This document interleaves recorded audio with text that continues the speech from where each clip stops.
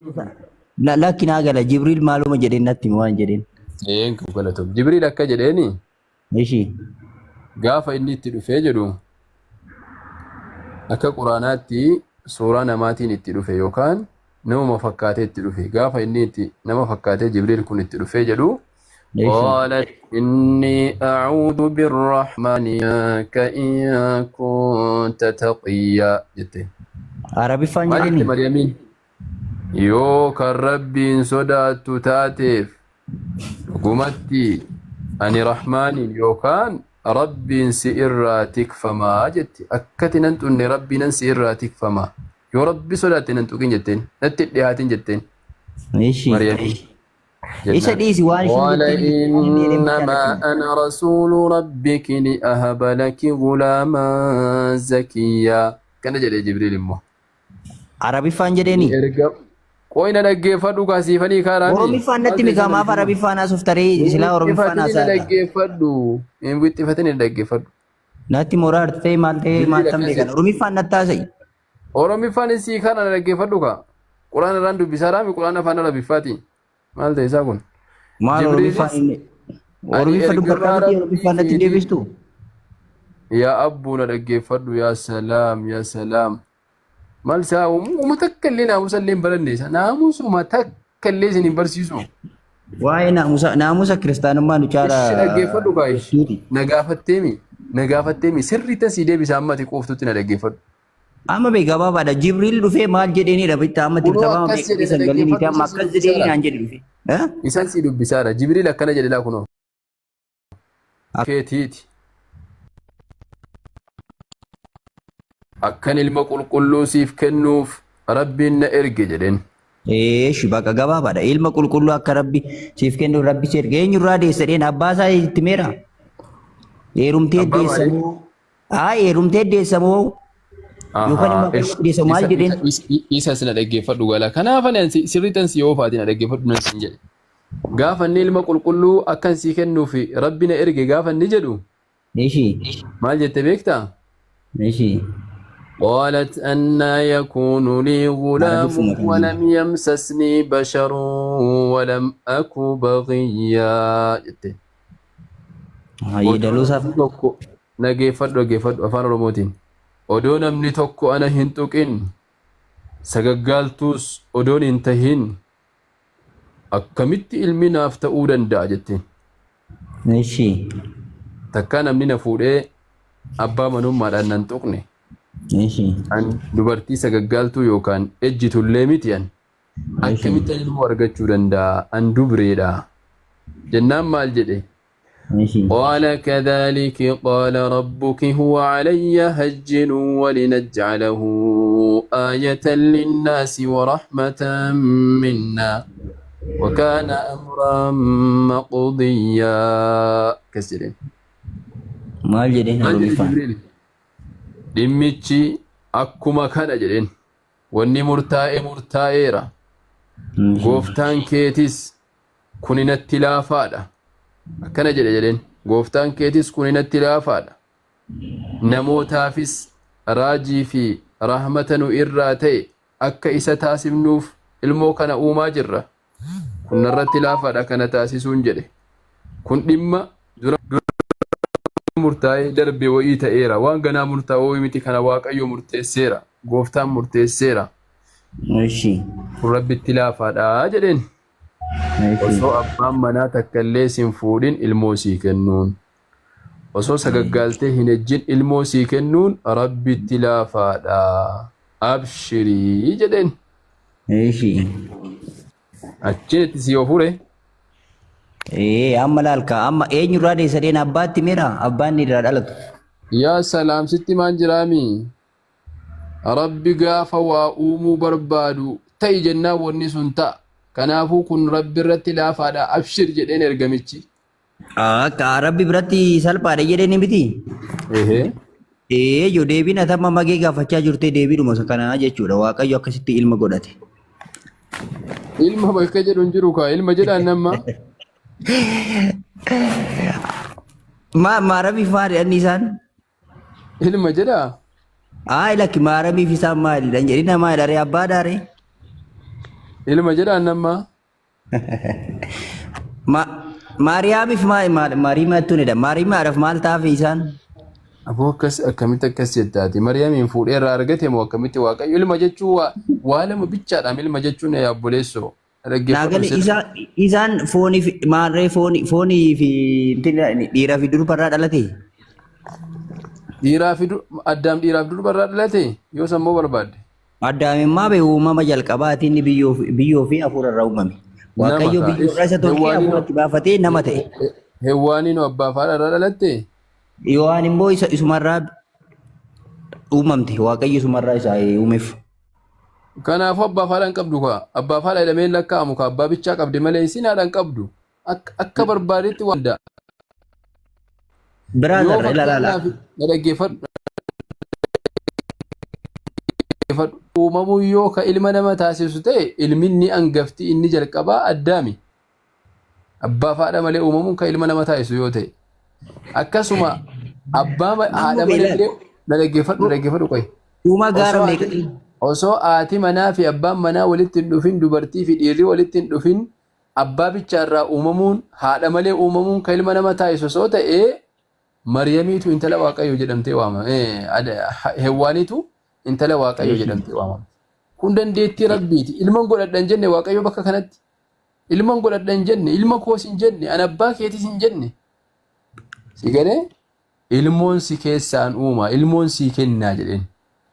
Kun immoo akkamitti uumameedha ka amma beektaa rishiise saayinsiin itti uumame kana. Akkamitti uumame saayinsiin itti uumame immoo. Kanaafuu deebiin kee Waaqayyoo salphaadha itti miti.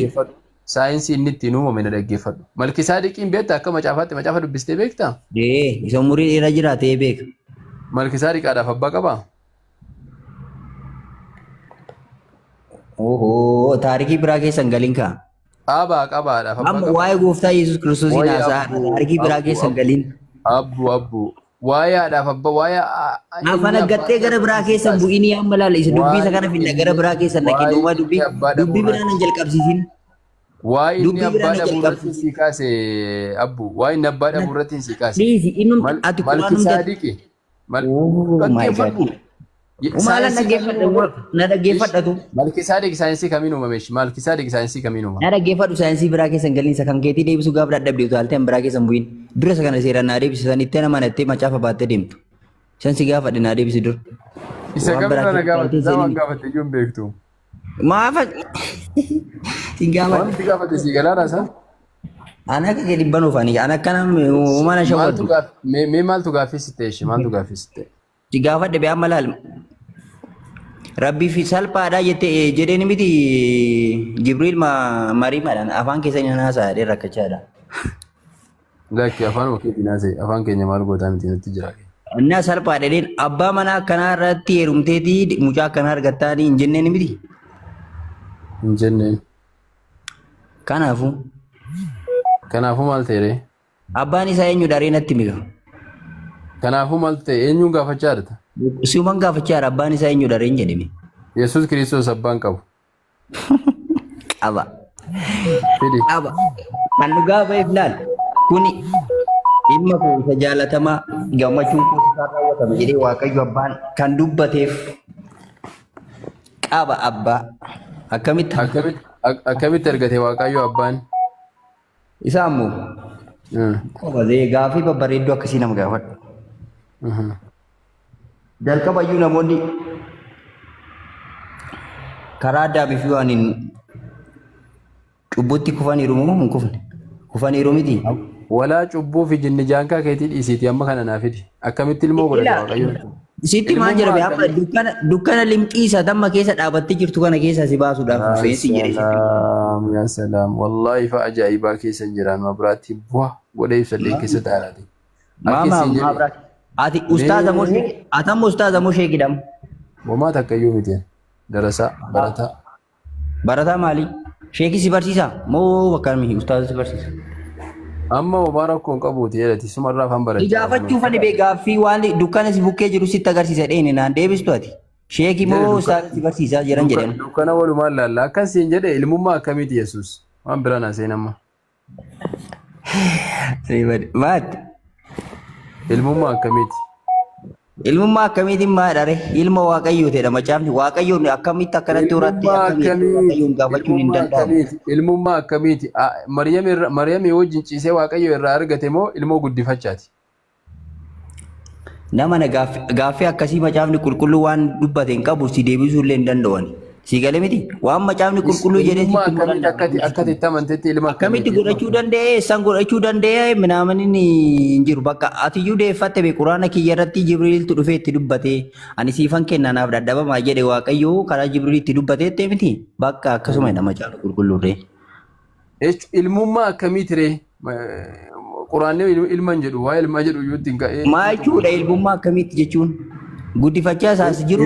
Ilma guddifachaa wayiiti immoo Maryamii wajjin ciisee argate Waaqayyo. Lama nati arraba kee irratti maal jinni si keessa haasaa arabe kanaaf arraba kee irratti sitti ulfaatu Waaqayyo illee jettee gisee dubbattu. Maaliin godha reessit akka jedhaa jira? Ati ilma Waaqayyoo gaafattu sitti hin ulfaatu? Laaki Jibriil gaafa dhufee dubbatu si faana ciisa Allaan jedheeni dhufe. Allaan amma dhufee si faana ciisaa mucaa sii kennaa jedheeni. Ishi maal godhe? Akkamitti ilma Waaqayyoo jedhame ishi? Karaan ittiin ilma Waaqayyoo jedhame nuu ibsi kaa. Maaliin ilma Waaqayyoo ta'uu danda'e? Sitti mee beebolessa meeqan irra deddeebi'ee sitti maaf deebii si gadi Maaliin ta'uu danda'e? Yeroo tokkoyyuu natti hin himne maaliin akka ilma Waaqayyoo ta'e? Quraanumati naa ta'a isa kanadha amantiin koo jettee baattee deemtu sitti mee laalamma. Maal jedha quraanni? Kallattii macaafa qulqulluutiin hoo sitti malee nan dhageessu jedhanii. Akka quraanni kiyya jettu sitti maal jettee amma? Maal jedhe? Jibriilitu dhufee itti dubbate Mariimatti jettee miti? Ilma Waaqayyoo ta'ee itti dubbate? Ilma sii kenna jedhee reedeen miti? Maryamii moo Waaqayyoodhaan?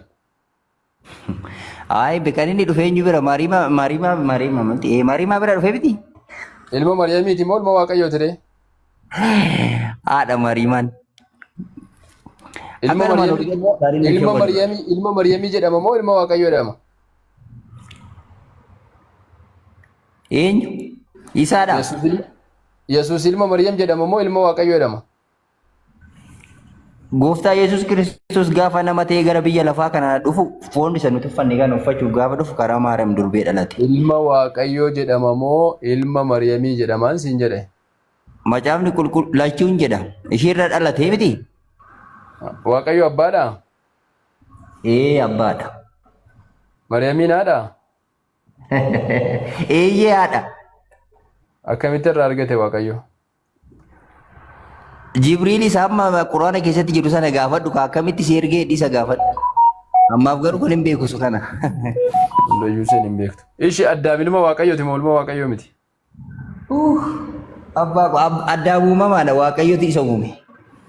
Ilma Waaqayyoo moo ilma Waaqayyoo miti? Isa ammaan utuu hundi keenya iyyuu warri karaa gooftarra bu'an ijoollee Waaqayyooti. Ijoolleedha malee qobaatti miti. Qobaatti Addaam ilma Waaqayyoo jedhame moo hin jedhamne akka macaafaatti? Atiyyuu gooftaa Yesuus Kiristoos duukaa buutee ilma Waaqayyoon taata ammaaf garuu salaam Addaam qobaatti akkuma Yesuus ilma Waaqayyoo jedhame innis ilma Waaqayyoo jedhame moo hin jedhamne akka macaafaatti? Karaan Addaam uumame fi karaan Kiristoos uumame gargar obboleessa koo maal taatee fardaaf samiif lafa maa walitti fidda? Addaam biyyoo irraa uumame laal nama jalqabaate nama lafa kanarratti dachee kanarratti uumame dhufe. Addaam haadhallee abbaallee qabu yoo barbaade. Ilaalaal. Addaam haadhallee abbaallee qabu Addaamtu caalakaa. Waa'ee caalmaa yaani si faana naasuunani caalee ምናምን የሚታማ ጎፍታ ኢየሱስ ክርስቶስ akka tammatti deemaa jirtu saayinsii tammatti deemaa jirtu yoo qabanne Addaamtu caala inni immoo haadha sin qabu abbaa sin qabu Malkisaadiqiin fudhadhu ilaali Malkisaadiq inni tamma nama biraa yoo dhiiste jette Malkisaadiq yoo fudhatte abbaaf haadha hin qabu. Bareechite jette otoo nama seenaa sitti kaase waan si bukkee jiru otoo sitti kaase na diddee malee in agartatu. Waa'ee Malkisaadiq sii baasuu qoy Malkisaadiqiin sii baasan. Obaan dhaqilachi dhiisi maal goota Malkisaadiq biraasa kana yoo fidii. Maal goota waa'ee ilma Waaqayyo dubbataa irra ooti. Waa'ee gooftaa Yesuus Kiristoos haasa'a. Waa'ee Malkisaadiqiin kana yoo abbaa sana. Filattee naqin buleessa koo bakka sii mijattu filattee naqin isa kana seeraan fixattu kana mana dhii yookaan immoo. Baatti abdii. Waa'ee ilma Waaqayyo naa deebisee dhiini inuu ture nu.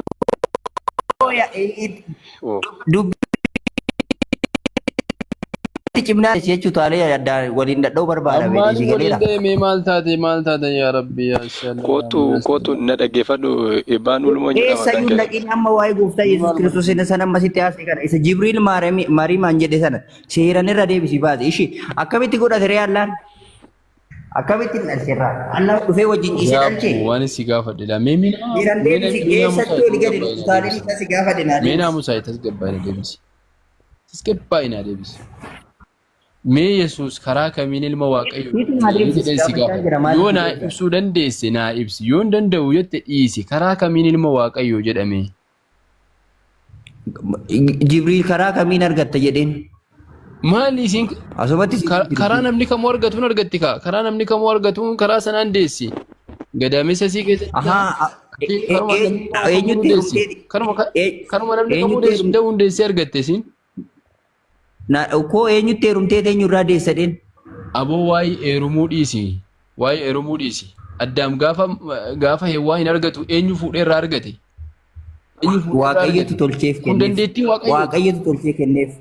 Ishi intala Waaqayyoo jedhamti hawwaaniin. Ishi Hawwaaniin intala fagoo hin deemin iyyuu. Kun dandeettii Waaqayyooti miti? Hawwaaniin intala Waaqayyoo jedhamti abbuu. Hin deemin amma gara biraa bakka dandeettii Waaqayyooti naan jette miti? Yassalaam. Eeyyeedhi kaa. Dandeettii Waaqayyoo. Dandeettii Waaqayyoo. Dandeettii Waaqayyoo akka barbaadetti waa uumuu danda'a. Waaqayyoo akka barbaade ilaana dhaggeeffadhu siifan ibsa. Yoo naa ibsina. Ilma isaati karaa feesaa argatuun karaa feesii kun ilma kooti jedheera irra darbi liqimsi bakka otuma sitti haadhuuf. Yoo naa ibsinaan jette siifan ibsa. Waa'ee ilmummaan si gaafataara malee Waaqayyo dandeettii isaatiin argisiisuu sana mormaan jiru. Ilmummaa kara kamiin ta'e kara kamiin ilma Waaqayyoo jedhamuu danda'a. Yaana dhaggeeffadhu. Mageen sirra yaalaa ture. Karaa hafuuraatiin jedhama. Ana jedhe. Yaala obboleessa kooti Waaqayyo isaa eebbi. Dhaggeeffadhu. Karaa hafuuraatiin ilma Waaqayyoo jedhamaa jedhe. Amma kanallee jechuu dandeenya. Karaa hafuuraatiin jedhama yoo ta'e, karaa foonii osoo hin taane karaa hafuuraatiin jedhama yoo ta'e, nu hundinuu karaa hafuuraatiin ilma Waaqayyoo jedhamna. Maaliif yoo jette akkuma hafuurri Yesuus Kiristoos Waaqayyo biraa dhufe, hafuurri keenyallee Waaqayyo biraa dhufe. Akkuma lubbuu Yesuus Kiristoos Waaqayyo biraa dhufe, lubbuun keenyallee Waaqayyo biraa nu dhufe. Lubbuun Yesuus Kiristoos Waaqa biraa dhufe. Ragaa qabda. Quraana irraan siif baasa. Maal eegidoo ammayyuu dubbattee tapha eessa dhatta gara biraa iddoo maka dubbiin beeddoo amma jalqabdeetti dhumte. Eessatti? Kanaaf innan kana sii kaaseef maali beektaa abbuu kiyya akka sii galuuf. Kana booda akka barbaadellee gaaffii gaafata sirriitti na dhaggeeffadhu. Yoo ilmummaa ta'e illee akka macaafaatti yoo deemne yoo ilmummaa ta'e namni baay'een ilma Waaqayyoo jedhamee dubbatamee jira.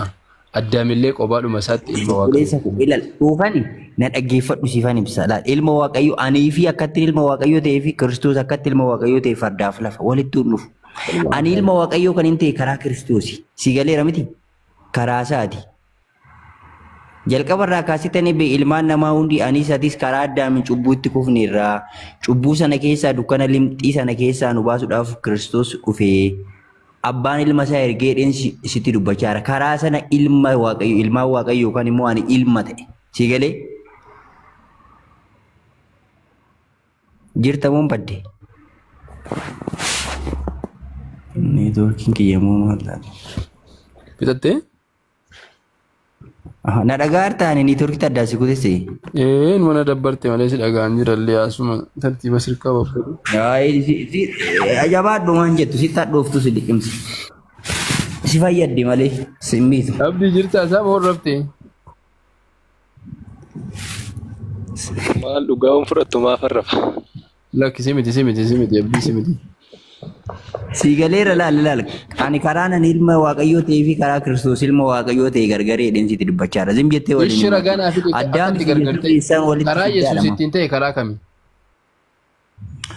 Ishi amma fakkeenya dhaqiiti. Karaa Yesuus ittiin ta'e gabaabumatti na deebisi. Sittani malaka macaafa qulqulluu esi bira macaafa irra ragaadha na deebisi. Karaa kamiin ta'e Yesuus?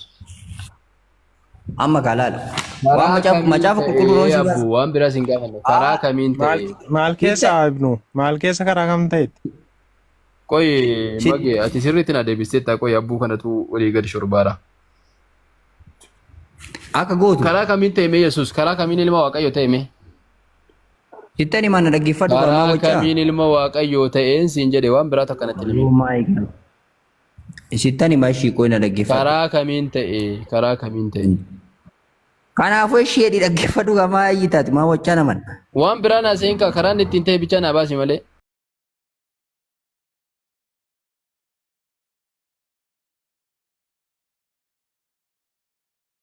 Shimaalan jedhama fakkeenyaaf. Maal ragaa nuu baasi ka waan biraa naasanii siin jedhe. Waan biraa takka illee naasanii ragaa nuu baasiiti karaa kanaan ilma Waaqayyoo ta'e. Koobas rabbi si haa eebbisu. Beekaa si obsine. Bakka maa okkoo ragaan si baasa ragaa macaafa qulqulluu keessaa si baasa. Baasi amma ragaa. Magi yookaan abdiin macaafa qulqulluu sin biraadha. Jira. Abdii macaafa qulqulluu qabattee. Jedhee siin baasa. Macaafa qulqulluu. Wangeela Yohaannis boqonnaa tokko baasime. Seerumaan jalaa barsiisanii deemna malee hin ta'u beektaa. Jalqaba Kiristoos Yesuus eessa akka ture akkam akka ture itti himna qaxxaa immoo akkamitti akka inni ilma namaa ta'e dhalate immoo itti himna. Yoo nu dhagaate. Yaa salaam. Wallaahi ani anna dhaggeeffadhu namarra faa jira halkan kanaan sitti iyyuu jibbe malee si garafee si boochisee asirraa gas si buusa macaafa keetiin. Ati moo Wallaahi nama ni har'a irriba raftee hin bultu irriba raftee hin wallaahi bultu. si garafa. Koshoree akka keetii kanaa miti nama si olii meeqa ta'e meeqa garafee dhiisaan. Egalee waan macaafa tokko osoo yoonnis tokko osoo naayiki jedhee naayikuun akka hin dandeenye beektaami. Si dubbisu maame meena gaafa dhugaa kunoo wal bukkee jedhanii. Amma baase ragichuu baase amma waan biraa ta'e miniti. Abdeeti. Ni fokkoriin kan dursitee fokkoriin eessa akka turen sitti himaa akkamitti ilma Waaqayyoo akka ta'e bareechee sitti himaa. Abduu ragaa baasi. Abdii dubbisiif. Abduu ragaa baasi sirriitti. Yohaannis tokko miti. Yoo si danda'ame itti aanu rakkoon qabu dubbisaan itti himaa jala dheeraa waan ta'eef hiika jalqaba isaarraa itti hiikan barsiisanii namicha kan Waaqayyo isaa fayyisu.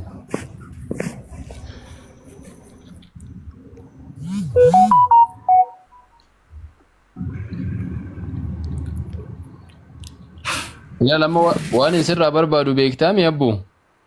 Guddisi mee amma rakkoon qabu san akka ittiin ilma Waaqayyoo ta'e bichaa nutti himiin siin jedhe karaa inni ittiin ilma Waaqayyoo. Kanaafuu akka ittiin ilma Waaqayyoo ta'e baruudhaaf dura jalqaba maal akka inni ture beekuu qabda. Achumaan akkamitti gara ilmaatti akka inni dhufe hin barta. Feered. Guddisi mee eeyyoodha. In mul'ata dubbisi. Karaa Yesuus Kiristoos ittiin ilma Waaqayyoo ta'e nu dubbifamuufi jamaa. Dhaggeeffadhaa yaa uummata. Abdii shaa seerannaa qabe akkana qabe xiqqoo kaameraa dhowwanii dhokseera. Sagalichi jalqaba waan hundumaa dura turedha. Sagalichi eenyunni? Nan xumuraan sagalichi gooftaa Yesuus. Fidi ragaa. Sagalee dalaaleen koo kana fitaa. Fidi ragaa sagalee Siifaan fidaan fokkoriin nama lamaan ragaa sagalee sun Yesuus ka jedhu tokkitti sin dhaga'u ragaa Yesuus. Ibnu dhaggeeffadhu. Mata duree isaa ilaali. Kiristoos sagalichi foon uffachuu isaa ilaala. Mata duree warra afaan Oromoo bichaatitti kaayee abbaa barbaadeetitti barreesse malee mata dureen afaan Amaariffaa irra hin jiru. Afaan Ingiliffaa ka afaan Oromoo irraa tiraansileet ta'e sanarrallee hin jiru. Mata duree jechuun waan warri afaan Amaariffaa si baasu afaan Amaariffaa baafadhu. Isin rakkisan bichaan. Afaan Amaariffaa baafadhu. Amma fakkeenyaaf afaan Oromoo afaan Amaariffaa baafadhu baanu. Afaan Oromoo Eessa abdii magi ilaala namichi kuni dhugaan gaafa waxxartee qabduun asii achi taa'an beekaa dhabeeti sodaattu ammaan maafi fokkoriin. Wallaahi dhugaan siin jedha. Wallaahi akka Abbu maal akka ta'e beektaa nama lama wayii shaadda qabachiiseera samuuna kana asirra argaan ture ijoollee wayii. Jaarsudii wayii kaleessa ijoollee waan nyaatan